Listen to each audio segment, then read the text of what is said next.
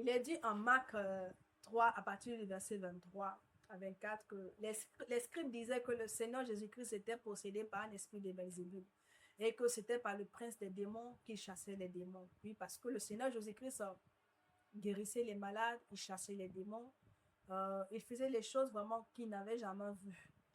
Et donc, c'est pour cela qu'ils ont eu à dire ces choses-là. Et le Seigneur Jésus-Christ qui rétorque, il dit non, mais comment est-ce que Satan peut-il chasser Satan? C'est que son royaume est divisé. Autrement dit, ça ne peut pas se faire. Satan ne peut pas chasser Satan. Un démon ne peut pas chasser un autre démon parce qu'ils sont du même régiment, ils sont du même royaume. Et le Saint-Esprit éclaire mon esprit sur un fait. Oui. Vous savez, souvent, il y a des personnes qui, ne connaissant pas le Seigneur, parfois constatent que sentent dans l'atmosphère que leur maison est, il y a des esprits mauvais qui errent dans leur maison. Ou parfois, dans des familles, il y a des cas de possession.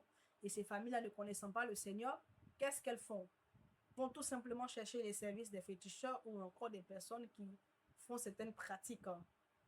Et quand ces personnes-là viennent, bien aimés, pour chasser donc l'esprit qui erre dans la maison, qui apporte cette mauvaise atmosphère, est-ce que véritablement ces féticheurs ou encore ces praticiens-là arrivent à chasser l'esprit?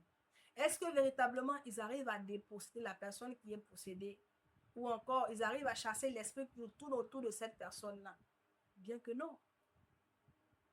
Tout ça parce que tout simplement, ils sont du même royaume. Ils sont aussi du royaume des ténèbres. Et la Bible nous dit que Satan ne peut pas chasser Satan. Et donc, qu'est-ce que ces personnes-là font véritablement? Parce qu'ils sont payés pour ce service-là. Et donc, ils doivent rendre compte. Ils dealent tout simplement avec l'esprit. Étant donné qu'ils sont du même royaume et qu'ils ne peuvent pas chasser l'esprit, ils dealent avec l'esprit.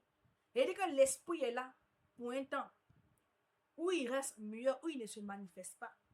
Et quand le temps arrive, il recommence à se manifester.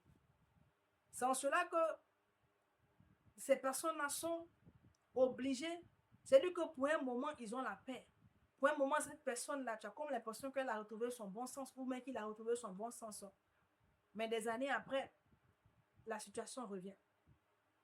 Donc, je vais tout simplement exhorter quelqu'un.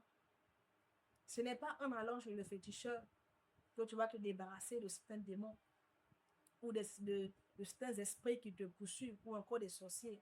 Ils sont du même camp et tous. La seule personne qui pourra vraiment te délivrer de ces esprits, de ces démons, ce n'est autre que le Seigneur, lui qui est la lumière. Donc, arrête de gaspiller ton argent chez les féticheurs. Arrête de gaspiller ton argent, on verra dans ces bains ou encore dans toutes ces choses-là de protection pour éloigner certainement certains esprits de toi et tout. Ça n'a pas d'effet. C'est tout simplement une ruse du diable. Tu penses que les esprits sont partis, oh ils sont là. Donc c'était juste pour t'exhorter. Et c'est vraiment ce sur quoi l'Esprit de Dieu m'a éclairé. Et beaucoup sont ceux-là qui se font avoir et qui sont encore dans ces pratiques.